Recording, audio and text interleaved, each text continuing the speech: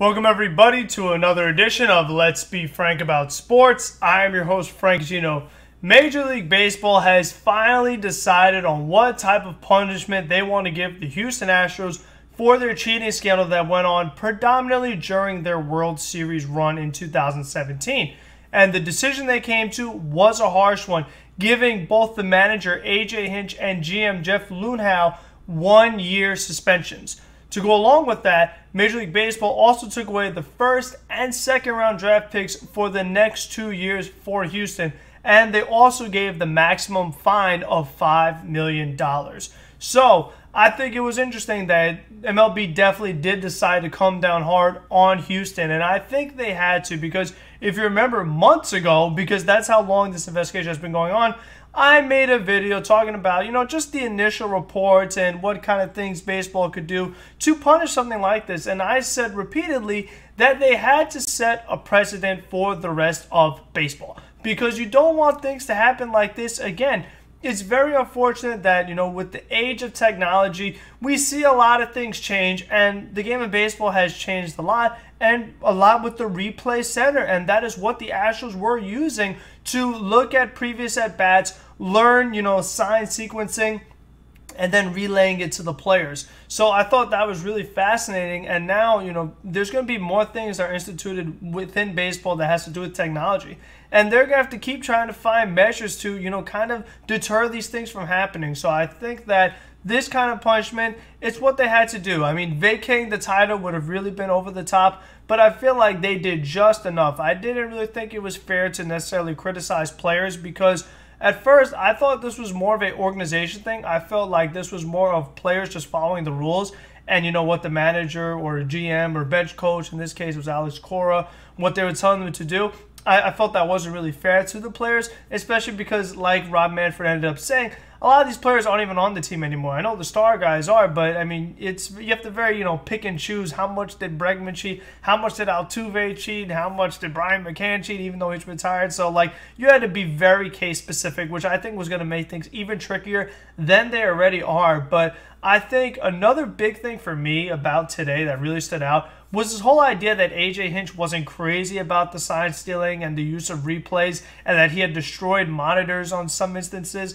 But just the fact that he still, didn't condone it, and he still didn't prevent it, I think that was kind of hypocritical, because to me it's like, if AJ Hinch is the manager and he is the boss, and he didn't like the sign stealing and using the use of replays and was so, frustrated with it that he wanted to destroy monitors and what have you, I just think that he really should be able to put a stop to this within his own team. I felt like if this bothered AJ Hinch that much, he really should have took measures to prevent it, because he's like, I'm not crazy about us cheating, but hey, listen, we won the World Series, so I'm just going to sit here, let us steal signs, and, move on with our merry lives. So I really think that was a bit puzzling, what happened with AJ Hinch. And then with the general manager, he's saying, I didn't cheat, I didn't know anything about it, but the MLB investigation said that he did. So I just felt that, again, the reports, they're very conflicting, and you don't really know the full story and the exact truth. But all we could do is go on what happened, and that is the suspension that they were given. And I think the real big thing that happened was, once the suspension was announced, Astros owner Jim Crane decided to fire both AJ Hinch and the general manager Jeff Luhnow. I thought that was really fascinating, because Crane was like, you know what? Since these guys aren't going to do their job anyways, they might as well not have a job at all. So I thought that was really interesting too, and I just wonder, and there's two ways that this could have gone as far as the owner, firing the manager and general manager. Number one, did the owner have no knowledge of this? Which, to me, I find that really hard to believe. I already find it hard to believe with the whole thing of AJ Hinch destroying monitors, and he didn't love the cheating but allowed it to happen, and the general manager saying he had nothing to do with it. The owner really can't say he's not doing it, because he is like the boss. I mean, he's top of the food chain. He cannot be like, oh, we were cheating? I didn't know. We were doing all this stuff in the replay room. I had no knowledge of this. You really can't try to pull a kind of stunt like that. No one's going to buy it. So I don't like that. But what I do think he was trying to do was like, you know what? Since like I said, since I can't use these guys anyway, I might as well get rid of them. And now the Astros, they're going to have to pick up the pieces a little bit because now Joe Espada is going to be the interim manager for the Houston Astros. He's a guy that came up in other managing positions. He was a guy that, could have been hired by another organization, but he's going to take over, as he should. He bench coach is your second-hand man, like Alex Cora, which we're going to get to next. But still, they're going to have to find another general manager, and it's just so crazy that like this happens so late in the season. And Lunau, obviously, he was regarded as a high general manager. Being able to find these players, the Springer, the Altuve, the Correa, the Bregman, and making the smart trades to get Verlander and get Garrett Cole and get Charlie Morton on the team, and like most of these guys are gone now as far as the pitchers, but.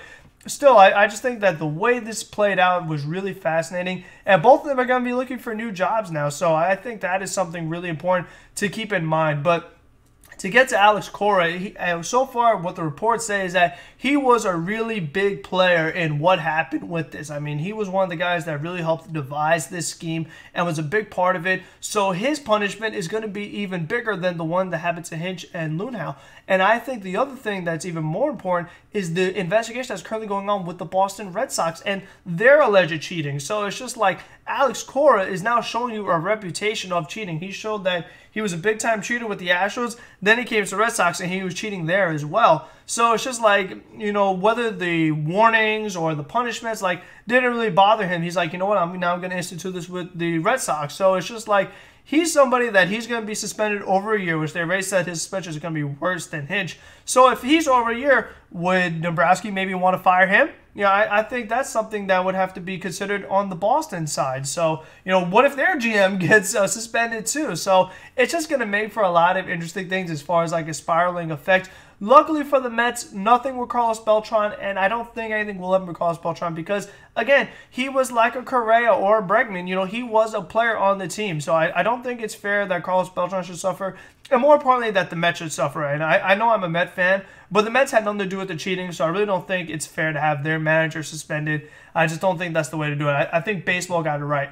Because it's just like if now a manager or a GM wants to try to institute some type of cheating, they know like they could be costing their job. And I think that once you make it somebody's money, where like AJ Hinch, well-being or the general manager, their job, once that's in jeopardy and you're messing around with that, all of a sudden you don't want to get involved in it. And then you lose your draft picks, which like I also said in that previous video, is that teams, especially in these major sports now, they covet draft picks so much. Losing them is a big deal. The draft picks are a bigger deal than the $5 million. And $5 million, I mean, to these organizations, it's nothing.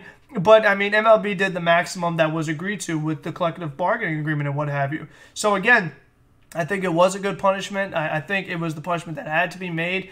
And you just hope that things like this won't happen again and that we won't have to talk about these things anymore. And I think, it's going to be really interesting to see what they're going to do with the Red Sox because, again, Alex Cora, he's just showing this reputation of a guy that he's really into this science stealing and technology stuff. And one of the things I heard on LB Network, I want to give Tom Verducci some credit, is this whole idea, or maybe it was Bob Costas, one of those guys, they want to talk about just getting rid of the technology in general. I personally would love that. I think that's the way it should be because even though I'm young, I appreciate the history of baseball. That's one of the main things that got me into it.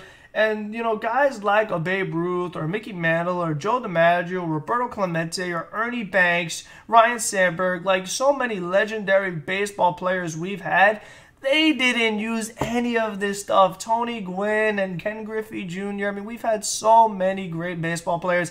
They did not use any technology. They didn't use any creative science stealing. They were not banging garbage cans. They were not using Apple Watches. They were not using replay rooms. They were not using special bandages that could have acted as buzzers to relay pitches. None of that happened. So it's just like, you want to get the calls right? Yes, that's all it should be used for. It should be like an umpire-only thing. So, whatever the office is that has the replay center, that's the only thing it could be used for. That's it. And I just think that, you could have the guys that do the challenge, but then you have to close it off to players, and you just have to be, more cognizant of what's going on in the dugout. Is Alex Cora receiving text messages? Are they looking at Apple Watches? Is there somebody in center field with the camera doing craziness?